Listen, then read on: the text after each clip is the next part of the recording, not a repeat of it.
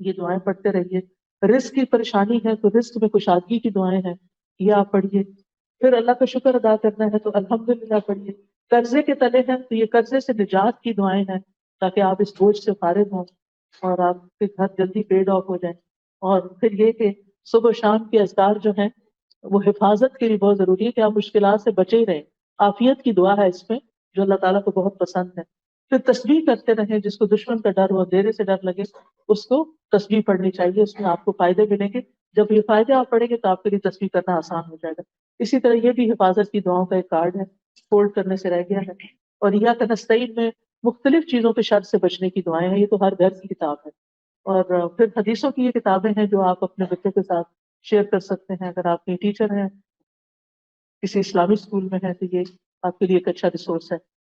تو آپ سے اجازت چاہتی ہوں. آپ سب کا بہت شکریہ کہ آپ اپنا چھٹی کے دن میں وقت نکال کر یہاں پر پہنچے. اللہ تعالیٰ آپ سے راضی ہو اور اللہ تعالیٰ اس کو قبول کر لے. بارک اللہ فیکم. السلام علیکم ورحمۃ اللہ وبرکاتہ.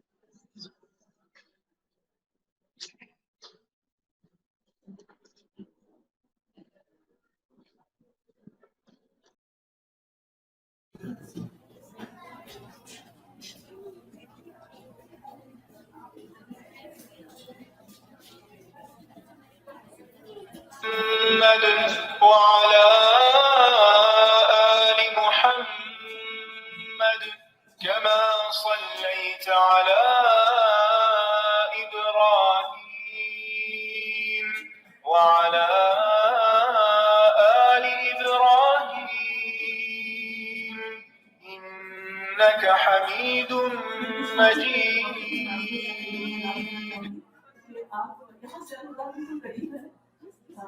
ڈیلی لیکچرز ہوتے ہیں، ویکینڈ میں بھی ہوتے ہیں، ویک ڈیز میں بھی ہوتے ہیں.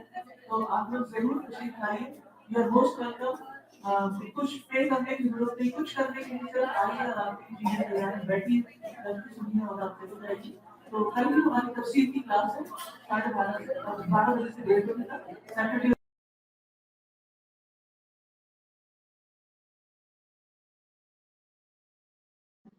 وَإِذَا أَذَقْنَا النَّاسَ رَحْمَةً فَرِحُوا بِهَا وَإِن تُصِبْهُمْ سَيِّئَةٌ بِمَا قَدَّمَتْ أَيْدِيهِمْ إِذَا هُمْ يَقْنَطُونَ. اور جب ہم لوگوں کو اپنی رحمت کا مزہ چکھاتے ہیں تو وہ اس پر خوش ہو جاتے ہیں، اور اگر انہیں کوئی تکلیف پہنچتی ہے جو ان کے اپنے ہاتھوں نے آگے بھیجا ہوتا ہے اس کے سبب، تو یکا یک وہ مایوس ہو جاتے ہیں. اس آیت میں، اس سورۃ الروم کی آیت نمبر 36 ہے، اس آیت میں انسانوں کی نفسیات کا ذکر ہے کہ انسان خوشی کے موقع پر کیا کرتا ہے اور غم کے موقع پر کیا کرتا ہے. یعنی جب اسے خوشی ملتی ہے تو وہ اترانے لگتا ہے، وہ اللہ کو بھول جاتا ہے. لیکن جب غم آتا ہے اور وہ ان کے اپنے ہی اعمال کی وجہ سے انہیں کوئی تکلیف پہنچتی ہے، مصیبت آتی ہے، تو پھر یکا یک وہ مایوس ہونے لگتے ہیں. یعنی انسان کے اندر، بہت کم انسانوں کے اندر ایک اعتدال کا رویہ ہوتا ہے کہ جس میں وہ خوشی اور غم کے موقع پر اپنے آپ کو کمپوز رکھیں، خوشی کے موقع پر اللہ کا شکر ادا کریں اور غم کے موقع پر صبر و شکر سے کام لیں. لیکن انسان کا عمومی رویہ یہی ہے کہ انسان خوشی کے موقع پر شکر ادا کرنا بھول جاتا ہے اور اسی طرح تکلیف کے موقع پر صبر کرنا بھول جاتا ہے. لیکن مومن کا حال اس کے برعکس ہوتا ہے. مومن ہر چھوٹی اور بڑی نعمت پر اللہ سبحانہ تعالیٰ کا شکر ادا کرتا ہے، اور پھر کسی بھی خوشی کو، نعمت کو، خوشحالی کو اپنی محنت کا نتیجہ نہیں سمجھتا، اپنا کمال نہیں سمجھتا. وہ یہ نہیں سمجھتا کہ یہ سب کچھ میں نے کیا ہے، بلکہ وہ یہ سمجھتا ہے کہ یہ سب کچھ میرے رب نے مجھے دیا ہے، اس لیے وہ رب ہی کی طرف رجوع کرتا ہے. اور جب تکلیف ہوتی ہے تو وہ سمجھتا ہے کہ یہ میری آزمائش ہے اور جلد ختم ہو جائے گی، لہٰذا وہ اسے دائمی نہیں سمجھتا کہ یہ ہمیشہ کے لیے میرے گلے پڑ گئی ہے، بلکہ نا امید ہونے سے بچتا ہے. تو مومن خوف اور امید کے درمیان رہتا ہے. اگر اس کے دل میں خوف آتا بھی ہے تو وہ اس سے نکل جاتا ہے، اور اللہ تعالیٰ سے امید اور رحمت کی امید اس کا خوف دور کر دیتی ہے. اس طرح انسان فخر اور غرور سے بھی باز رہتا ہے اور مایوس ہونے سے بھی رکا رہتا ہے. تو انسان اگر اپنی زندگی پر غور کرے تو جتنی اس کو نعمتیں ملی ہیں اس کے مقابلے میں تکلیفیں بہت کم ہیں. لیکن ہمارا حال یہ ہوتا ہے کہ ہم نعمتوں کا ذکر کرنا بھول جاتے ہیں، جبکہ اللہ تعالیٰ نے فرمایا فَأَمَّا بِنِعْمَةِ رَبِّكَ فَحَدِّثْ، کہ جہاں تک تمہارے رب کی نعمت کا تعلق ہے تو اس کا ذکر کرو، اس کو بیان کرو. نعمتوں کا ذکر کرنا چاہیے، نعمتوں کو یاد کرتے رہنا چاہیے اپنے دل ہی دل میں، اور دوسروں کے سامنے بھی اللہ سبحانہ و تعالیٰ کا شکر ادا کرنا چاہیے. اللہ تعالیٰ اگر مال دیتا ہے، صحت دیتا ہے، عافیت دیتا ہے، امن اور آرام دیتا ہے، کھانے پینے کی وافر نعمتیں دیتا ہے، موسم اچھا ملتا ہے، ہمارے حالات اچھے ہوتے ہیں، ہم ایک پرامن جگہ پر رہتے ہیں، تو یہ ساری نعمتیں ایسی ہیں کہ جن کو پا کر انسان کو شکر گزار ہونا چاہیے. اور اس کے ساتھ یہ کہ انسان ہمیشہ اللہ تعالیٰ کی طرف رجوع کرتا رہے اور اپنا کمال اس کو نہ سمجھے، اور کسی بھی نعمت کے ملنے پر ناشکری سے بچے. کیونکہ انسان کی فطرت میں یہ چیز بھی ہے کہ جب اس کو کوئی ایک چیز مل جاتی ہے تو وہ اس پہ قناعت نہیں کرتا، وہ چاہتا ہے اس سے اور آگے ملے اور آگے ملے. لہذا وہ اس کو بھول کر اور کی تلاش میں نکل کھڑا ہوتا ہے. لہذا جو نعمتیں اس کو ملی ہوتی ہیں ان سے بھی پوری طرح فائدہ نہیں اٹھاتا. ہم دیکھتے ہیں کہ مومن کی ایک صفت یہ بھی ہے کہ وہ نعمت کی نسبت اللہ تعالیٰ کی طرف کرتا ہے، اس سے اللہ تعالیٰ اس سے راضی ہو جاتا ہے. اور دوسری طرف یہ ہے کہ انسان کے اوپر تکلیف کب آتی ہے؟ جب اس کا مال چلا جاتا ہے، جب اس کی اولاد کو کوئی تکلیف پہنچتی ہے، یا اولاد دنیا سے چلی جاتی ہے، یا پھر یہ ہے کہ کوئی آزمائش آ جاتی ہے مال میں، یا قحط پڑ جاتا ہے، یا دنیا کے حالات کچھ خراب ہو جاتے ہیں، جیسے کووڈ آ گیا تھا، یا اور اسی طرح کے غم آ جاتے ہیں زندگی میں. تو ایسی صورت میں بندہ مومن مصیبت پہنچنے پر سب سے پہلے اپنا جائزہ لیتا ہے. کیا؟ کہ کہیں میں نے کوئی گناہ تو نہیں کیا تھا، میری کوئی غلطی تو نہیں. مثال کے طور پر اگر بچے کی طرف سے کوئی تکلیف آئی ہے، بچہ ستا رہا ہے، بچے کی طرف سے کوئی پریشانی ہے، تو انسان کو فوراً سوچنا چاہیے کہ کہیں میں نے اپنے والدین کو تو کوئی تکلیف نہیں دی تھی، کہیں ایسا تو نہیں کہ میں نے اس کی تربیت میں کوئی کمی کی ہو، کہیں ایسا تو نہیں کہ میں اس کو ٹائم کم دیتی ہوں، کہیں ایسا تو نہیں کہ میں نے اس کو کچھ سکھایا نہیں جو سکھانا چاہیے تھا. تو انسان مومن جو ہے وہ فوراً اپنی غلطیوں کی طرف نظر دوڑاتا ہے.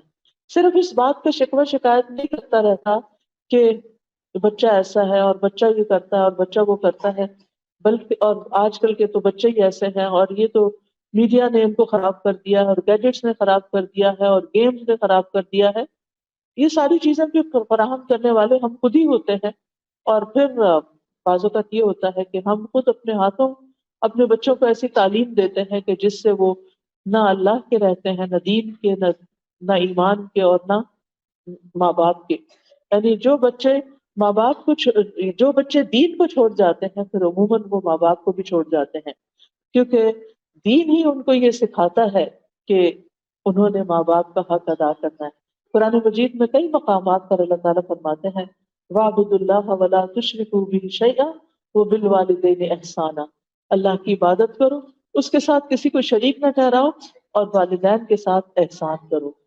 یہ سبق تو قرآن سکھاتا ہے، اسلام سکھاتا ہے، دین سکھاتا ہے. لیکن افسوس یہ کہ ہم نے ان کو دین ہی تو نہیں سکھایا.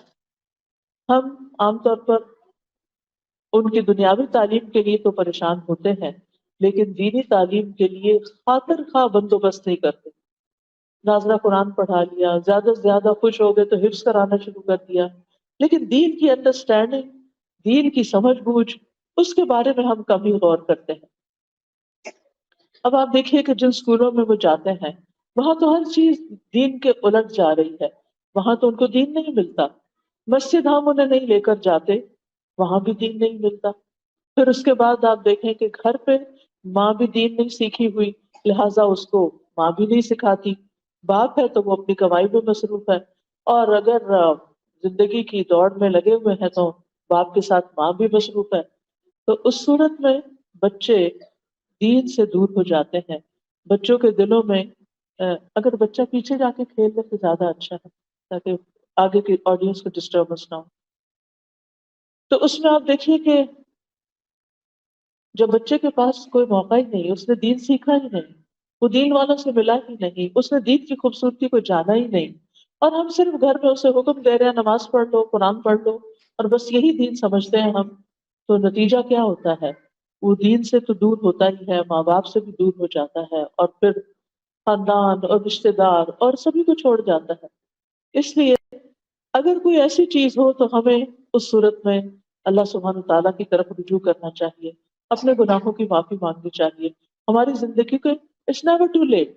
بچہ عمر کے کسی بھی حصے میں پہنچ چکا ہے تو آپ اللہ سے مایوس نہ ہو، آپ خوب رو رو کر دعائیں کریں، اللہ کو پکاریں، اللہ سے مانگیں، اللہ تعالیٰ ضرور اس کو لوٹائے گا. بعض صالحین کہتے ہیں کہ میں اپنے گناہ کا اثر اپنی سواری میں اور اپنی بیوی کے اندر، اپنے بچوں کے اندر دیکھ لیتا ہوں، کیونکہ جب میں اللہ کی نافرمانی کرتا ہوں تو وہ میری نافرمانی شروع کر دیتے ہیں. یعنی ان کے اندر کوئی نہ کوئی ایسی چیز آ جاتی ہے کہ جو میرے لیے تکلیف کا باعث بنتی ہے. اور پھر یہ ہے کہ غم اور تکلیف میں مایوس نہیں ہونا چاہیے، کیونکہ یہ مایوسی جس طرح عام طور پہ آپ نے سنا کہ کفر ہوتی ہے، یعنی اللہ کی ناشکری ہے. اور پھر یہ کہ یہ ہوتی کیوں ہے؟ یقین اور ایمان کی کمزوری کی وجہ سے. یعنی انسان کا جب یقین کمزور ہو جاتا ہے، ایمان کمزور ہو جاتا ہے، اللہ کا سہارا وہ چھوڑ بیٹھتا ہے، اللہ سے مایوس ہو جاتے کہ اللہ سے کیسے ہم مایوس ہو سکتے ہیں جبکہ زمین و آسمان کی ساری قوتیں اور سارے خزانے اللہ کے ہاتھ میں ہیں. اگر ہماری زندگی میں کوئی کمی ہو رہی ہے تو اللہ تعالیٰ تو صرف کن کہہ کے اس کو پورا کر سکتا ہے. لہذا انسان کو کبھی مایوس نہیں ہونا چاہیے. اور مایوسی کیا ہوتی ہے؟ کسی چیز کے مل جانے کی آرزو ختم ہو جانا، زندگی میں کوئی امید نہ رہنا، زندگی میں کوئی خوشی نہ رہنا، کسی چیز پر ایکسائٹیڈ نہ ہونا. اور پھر یہ ہے کہ اللہ کی رحمت سے مایوس ہو کر بعض اوقات لوگ خودکشی کا سوچنے لگتے ہیں، بعض اوقات لوگ دعا مانگنا چھوڑ دیتے ہیں، کچھ لوگ نماز پڑھنا چھوڑ دیتے ہیں. تو یہ تمام چیزیں جو ہیں یہ انسان کی حالات میں کچھ بہتری نہیں لاتی. ان چیزوں سے انسان اور تکلیف میں ہی چلا جاتا ہے. یا پھر زیادہ سے زیادہ کیا ہوتا ہے کہ انسان کسی کو فیس نہیں کرنا چاہتا، کسی گیدرنگ میں نہیں جانا چاہتا، کسی کے ساتھ ملنا جلنا چھوڑ دیتا ہے، ہر ایک کے ساتھ لوگوں سے کٹ آف ہو جاتا ہے، تنہائی کا شکار ہو جاتا ہے، دن بھر سوتا رہتا ہے، راتوں کو جا کے روتا رہتا ہے. تو زندگی ایک عذاب بن کے رہ جاتی ہے. تو اس لیے بہت ضروری ہے کہ انسان مایوسی سے نکلے، ڈپریشن سے نکلے، اور اللہ سبحانہ تعالیٰ کو تھام لے، اللہ کی طرف رجوع کرے اور اس وقت کے گزرنے کا انتظار کرے. اللہ سبحانہ تعالیٰ قرآن مجید میں بندوں کو مایوس ہونے سے منع فرماتا ہے کہ لا تقنطوا من رحمت اللہ ان اللہ یغفر الذنوب جميعا. اللہ کی رحمت سے مایوس نہ ہو، اللہ سبحانہ تعالیٰ سارے گناہ یقینی طور پہ معاف کر سکتا ہے، وہ معاف کر دے گا. اسی لیے مایوسی کو ایک کبیرہ گناہ کہا گیا اور اسے گمراہ لوگوں کی صفت کہا گیا. وَمَن يَقْنَطُ مِن رَحْمَةِ رَبِّهِ إِلَّا الضَّالُّونَ. اور گمراہوں کے سوا کون اپنے رب کی رحمت سے نا امید ہو سکتا ہے؟ یعنی اس کا مطلب یہ ہے کہ اگر کوئی انسان مایوسی کا شکار ہے تو وہ سیدھے رستے سے ہٹ گیا ہے. جو رستہ اللہ سبحانہ تعالیٰ کی طرف جاتا ہے اور اللہ سبحانہ تعالیٰ کی رحمت جس سے انسان پاتا ہے، تو ایسی صورت میں انسان نا امید نہیں ہو سکتا. نا امیدی جو ہے یہ اللہ تعالیٰ کی بے ادبی کی ایک قسم ہے، اور اللہ تعالیٰ سے مایوس ہونا اللہ تعالیٰ کی صفات کا بھی انکار ہے. اور اللہ کی رحمت سے نا امید ہونا جو ہے وہ انسان کے اپنے حق میں سب سے زیادہ نقصان دہ ہے. پھر ہم دیکھتے ہیں کہ اللہ سبحانہ تعالیٰ اپنے بندوں کو مایوس ہونے سے بچاتا ہے، اور اس کے لیے بارش کی مثال دی جاتی ہے کہ وہی ہے جو بارش برساتا ہے جبکہ لوگ نا امید ہو چکے ہوتے ہیں، اور اپنی رحمت کو پھیلا دیتا ہے، اور وہی مدد کرنے والا ہے اور تمام تعریفوں کے لائق ہے. اسی طرح ایک حدیث قدسی میں آتا ہے، نبی صلی اللہ علیہ وسلم نے فرمایا ہمارا رب عز و جل اپنے بندوں کی مایوسی پر ہنستا ہے. حالانکہ اگر بچے کو پیچھے لے جائیں، تھوڑا سا پیچھے کی سیٹ پہ لے جائیں، نبی صلی اللہ علیہ وسلم نے فرمایا ہمارا رب عز و جل اپنے بندوں کی مایوسی پر ہنستا ہے، حالانکہ حالات کی تبدیلی قریب ہوتی ہے. تو ایک صحابی ہیں، انہوں نے عرض کیا اے اللہ کے رسول صلی اللہ علیہ وسلم، کیا رب عز و جل بھی ہنستا ہے؟ اللہ تعالیٰ بھی ہنستا ہے؟ تو آپ نے فرمایا ہاں. تو انہوں نے عرض کیا جو رب ہنستا ہے ہم اس کے ہاں خیر اور بھلائی کو کم نہیں پا سکتے، یعنی پھر وہ تو خوب خیر اور بھلائی کو عام کرنے والا ہے. سفیان ابن عیینہ کہتے ہیں جس نے لوگوں کو اللہ کی رحمت سے مایوس کیا یا خود اللہ کی رحمت سے مایوس ہوا، اس نے دراصل ایک غلط کام کیا. یعنی نہ تو کسی کو مایوس کرنا چاہیے اور نہ خود مایوس ہونا چاہیے، کیونکہ مایوسی کفر اور ہلاکت کا سبب ہے. گمراہی کی ایک وادی ہے اور مایوسی میں تباہی ہے. اور مایوس ہونے والے جو ہیں وہ پھر کسی کام کے نہیں رہتے، نیکی کے کام میں سستی اور کمزوری آنے لگتی ہے. مایوسی سے انسان اللہ کے ذکر سے دور ہو جاتا ہے اور بعض اوقات گمراہیوں کی طرف اور گناہوں کی طرف چل پڑتا ہے. بعض لوگ ڈرنک کرنا شروع کر دیتے ہیں، بعض لوگ نشے کا شکار ہو جاتے ہیں اور انسان پروڈکٹیو نہیں رہتا. مجبوراً جو دنیا کے کام کرنے پڑتے ہیں، حتیٰ کہ کھانے پینے سے بھی غافل ہو جاتا ہے، اس کو کھانا پینا بھی اچھا نہیں لگتا، اس کے دل سے سکون اڑ جاتا ہے، سکینت ختم ہو جاتی ہے، بے قراری اور غم اس کی زندگی پہ چھا جاتا ہے، اس کے دل کے اندر ایک بگاڑ آ جاتا ہے. اور پھر ایسی صورت میں انسان کو چاہیے کہ اپنا سیلف انالیسس کرے تاکہ وہ اس کنویں سے باہر نکلے، اس مصیبت سے باہر نکلے. ہم سب کے لیے کچھ سوال ہیں، میں سوال کرتی جاؤں گی، آپ اپنا جائزہ لیتے جائیں کہ میں کیوں میں اللہ کی رحمت سے مایوس ہوئی، کب ہوئی، کن کن مواقع پر میں پریشان ہوتی ہوں، وہ کون سی چیز ہے جس کی وجہ سے میرے اندر چڑچڑا پن آ جاتا ہے. آپ گھر جا کے ان سوالوں کو لکھ بھی سکتے ہیں. یعنی پہلے تو مرض کو ڈائگنوز کریں کہ وہ کون سی چیز ہے جس کی وجہ سے مجھے بہت غصہ آ جاتا ہے، میں بہت پریشان ہو جاتی ہوں، میں ڈپریشن میں چلی جاتی ہوں، میں مایوسی میں چلی جاتی ہوں. دوسرا سوال یہ کہ پھر میں اس سے نکلنے کے لیے کیا کرتی ہوں. یعنی کیا میں اس میں جب گرتی ہوں تو پھر میں گری رہتی ہوں یا میں باہر آنے کی کوشش کرتی ہوں. اس وقت میری کیفیت کیا ہوتی ہے؟ رونا دھونا یا شکوے شکایت کرنا یا ہر وقت اٹھتے بیٹھتے آہوزاری کرنا یا پھر کسی علم والے سے، کسی ڈاکٹر سے، کسی سائیکیٹرسٹ سے، کسی دینی عالم سے رجوع کرنا. اب دیکھیے کہ ہم میں سے ہر ایک کی آزمائش فرق ہوتی ہے، لیکن دنیا کا کوئی انسان ایسا نہیں کہ جو آزمایا نہ جائے. مثلا ہم چھوٹی چھوٹی چیزوں پر بھی اپنی زندگی میں پریشان ہوتے ہیں. مثال کے طور پر آپ جس گھر میں رہتے ہیں وہاں کا شور، بچوں کا شور یا کسی کا اونچا بولنا آپ کو بہت ڈسٹرب کرتا ہے، جس کی وجہ سے آپ سارا دن ڈسٹرب ہی رہتے ہیں. پھر اسی طرح کسی کا اصول توڑنا، مثلا آپ اپنے ہسبینڈ کے ساتھ گاڑی میں جا رہے ہیں، وہ سٹاپ سائن پہ رکتے نہیں، وہ ڈرائیونگ کرتے ہوئے سپیڈ لمٹ سے آگے چل پڑتے ہیں. اس طرح کی چھوٹی چھوٹی باتیں آپ کو وہیں گاڑی میں بیٹھے بیٹھے آپ پریشان ہو جاتے ہیں. آپ اتنے شوق سے کسی پکنک پہ جا رہے ہیں لیکن وہ جو راستے میں ٹریفک رولز توڑے جا رہے ہیں اور آپ ٹینس بیٹھے ہوئے ہیں کہ ابھی کسی کو آپ نے دیکھ لیا تو اب شامت آئی اور اب پتہ نہیں کیا ہوتا ہے، کوئی ایکسیڈنٹ ہو.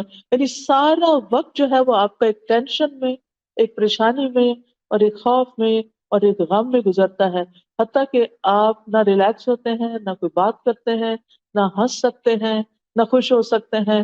سارا وقت آپ کی نظر جو وہ سڑک پر لگی ہوئی ہے کہ اب پتہ نہیں کیا ہوگا اور اب کیا ہوگا. اسی طرح کچھ لوگوں کی پریشانی روپے پیسے میں، بزنس میں، جاب میں کمی کی وجہ سے ہوتی ہے. کبھی لوگوں کو اپنے خاندان والوں سے بہت شکوے شکایات ہوتے ہیں، والدین سے شکایتیں ہوتی ہیں، پھر شوہر ایسا مل گیا، پھر بچے ویسے ہو گئے، پھر بہن بھائی ایسے ہیں، پھر رشتہ دار ایسے ہیں، زمانہ ہی ایسا ہے، لوگ ہی ایسے ہیں، کوئی بھی اچھا نہیں، سبھی سے بددل، سبھی سے مایوس، کوئی توجہ نہیں دیتا، کوئی مجھ سے محبت نہیں کرتا. یعنی اس قسم کی باتوں میں کھوئے رہتے ہیں. کچھ لوگوں کو اللہ کا شکر ہے کہ صحت کا بھی مسئلہ نہیں ہوتا، رشتہ داروں کا بھی، ان میں سے اپنا مالی بس سب نعمتیں ہیں، وہ پوری دنیا کو اپنے سر پہ بٹھا دیں. کس ملک میں کیا ہو رہا ہے اس کی خبریں سن، اس کی سن. رہتے یہاں ہے، 20 سال سے پاکستان نہیں گئے، لیکن پاکستان کے حالات پہ اتنے دکھی اور اتنے غمگین رہتے ہیں کہ جیسے ان کے اس دکھ اور غم کی وجہ سے سارے حالات ٹھیک ہو جائیں گے. جس محفل میں بیٹھیں گے وہاں پالیٹکس ڈسکس کرنا شروع کر دیں گے، اور مستقل ایسا لگتا ہے کہ جیسے وہی سب سے زیادہ ایکسپرٹ ہیں ان ساری چیزوں میں. حالانکہ ان ساری باتوں کا ان کی ذات سے کوئی خاص تعلق نہیں ہے. جب آپ کسی ملک میں رہتے نہیں ہیں تو اس کے غم پالنے سے آپ کا کچھ بھلا نہیں ہونے والا.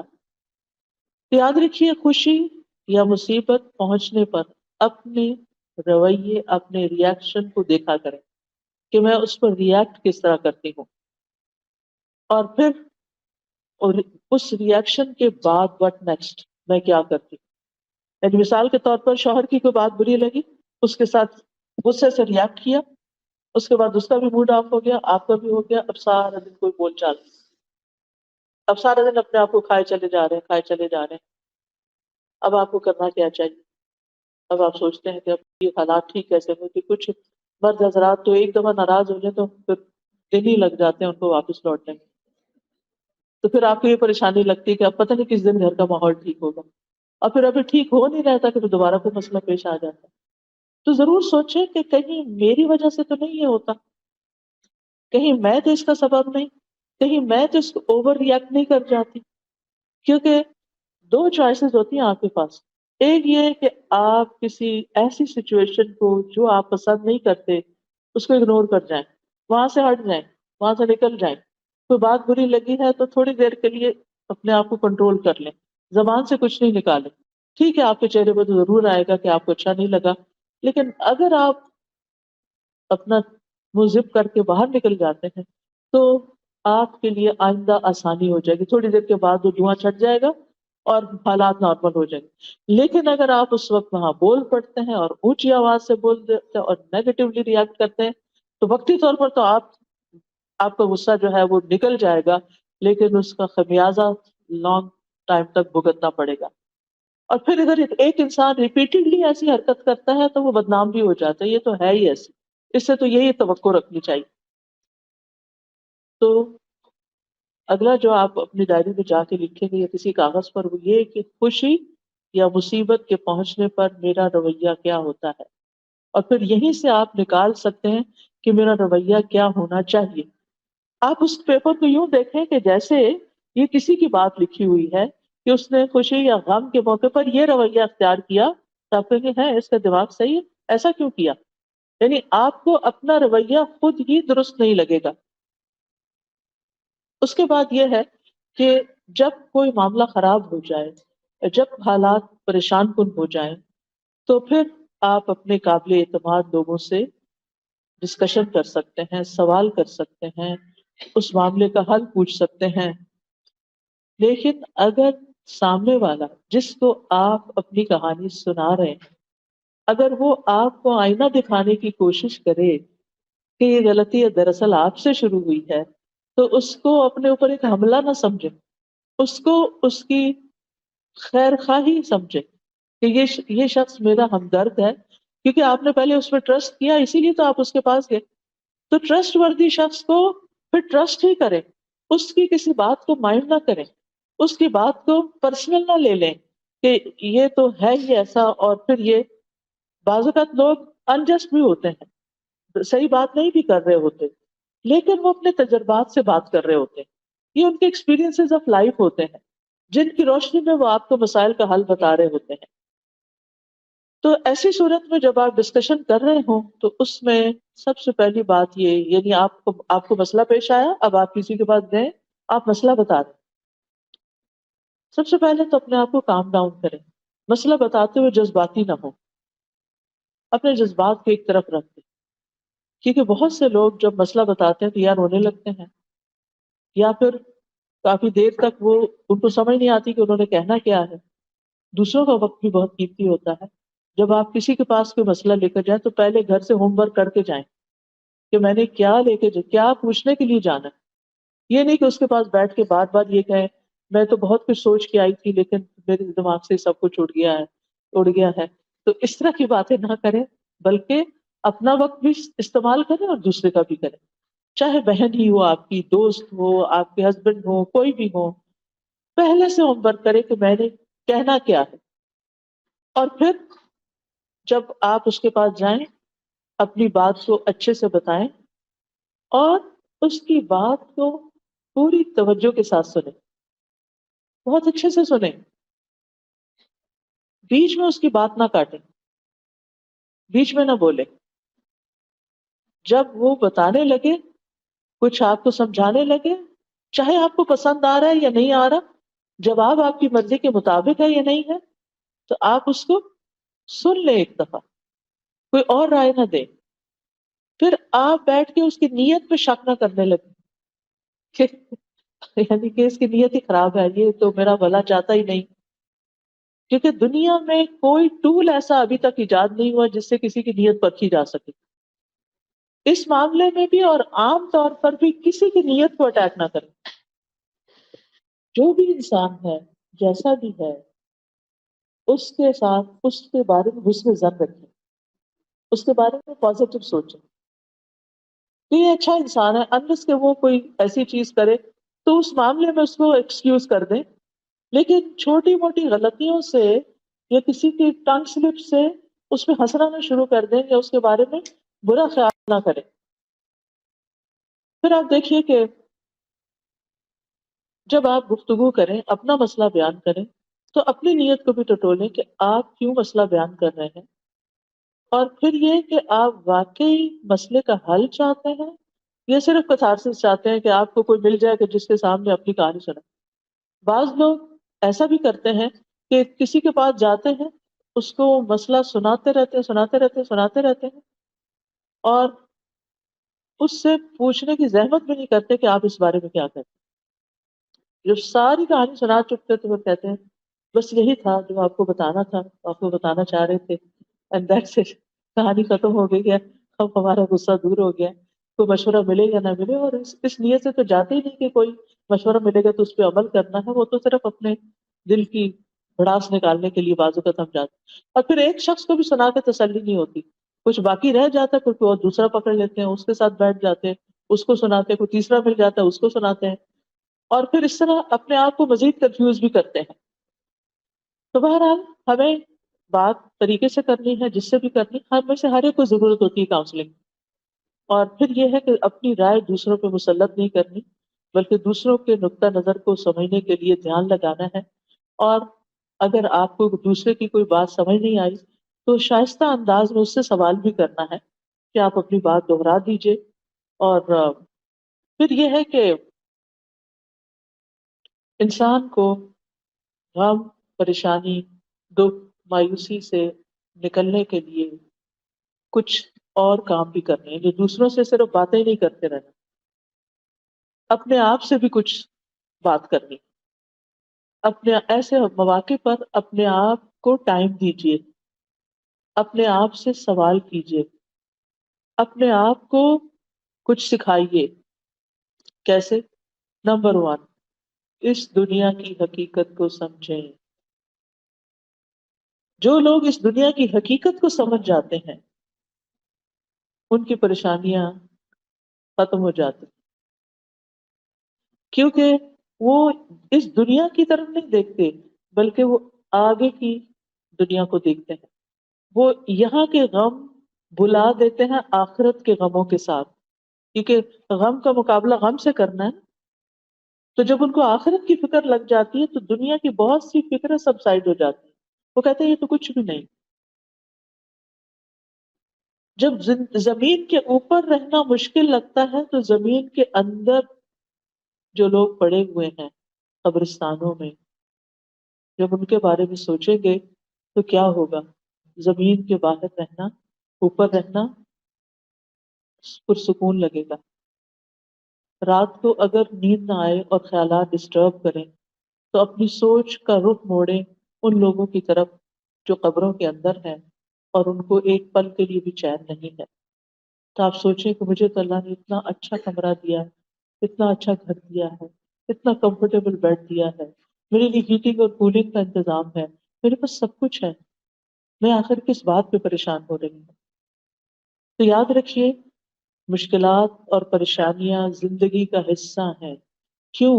اس لیے کہ اللہ سبحانہ تعالیٰ نے ہمیں اس دنیا میں ٹیسٹ کرنے کے لیے بھیجا ہے. الذی خلق الموت والحیات لیبلوکم ایکم احسن عملا.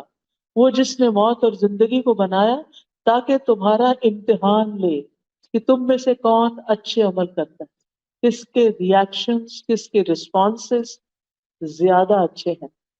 یعنی زندگی میں کام کاج کرتے ہوئے کسی بھی چیز، کوئی بھی کام، چاہے آپ ڈرائیونگ کر رہے ہیں، چاہے آپ کوکنگ کر رہے ہیں، چاہے آپ لانڈری کر رہے ہیں، ان ساری چیزوں میں انسان تھکتا ہے. انسان تھکتا ہے کام کرتے ہوئے. کچھ لوگ ہوتے ہیں وہ اظہار نہیں کرتے، ان کا وقت بھی گزر جاتا ہے. اور کچھ لوگ ہوتے ہیں ہر تھوڑی دیر کے بعد کہتے ہیں آج تو بہت تھک گئی، بہت تھک گئی. یعنی جو پاس بیٹھے ہوں گے وہ بیزار ہو جائیں گے سن سن کر آپ کی تھکاوٹ کی بات. نتیجہ کیا ہوتا ہے؟ وہ آپ کے پاس بیٹھنا نہیں چاہیں گے. پھر آپ بہت پریشان ہوں گے کہ یہ لوگ مجھے ٹائم نہیں دیتے، مجھے توجہ نہیں دیتے، میری بات نہیں سنتے. اصل میں آپ نے خود ہی بگایا ان کو ایسی باتیں کر کر کے جن کو نہ کر کے بھی گزارا ہو سکتا تھا.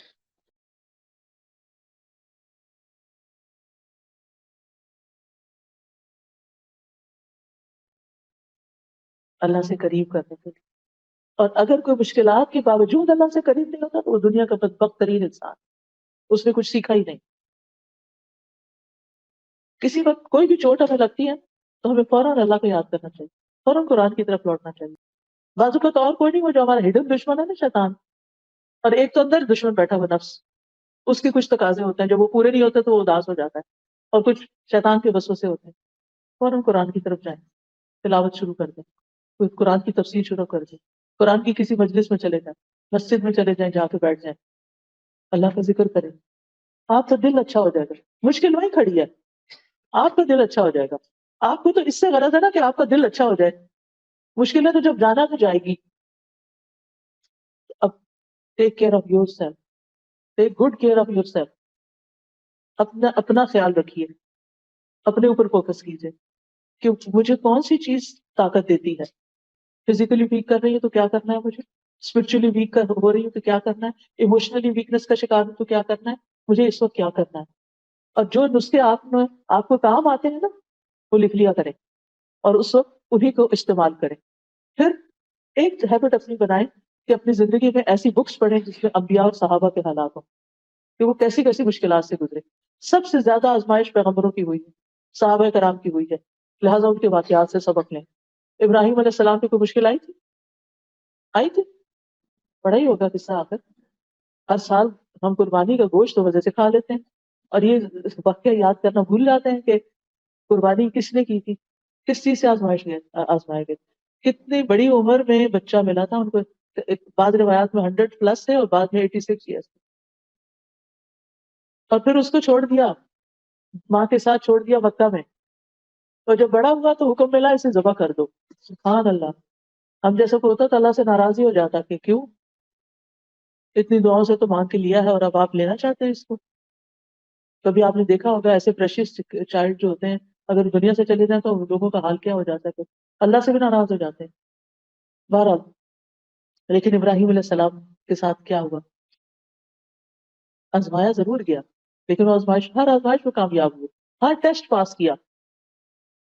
تو اللہ تعالیٰ نے بالکل نہ یا نہ رکونی بدن و سلام علی ابراہیم. اور پھر بیٹے کے لیے کیا کیا؟ گھنٹے سے تبدیل کر دیا.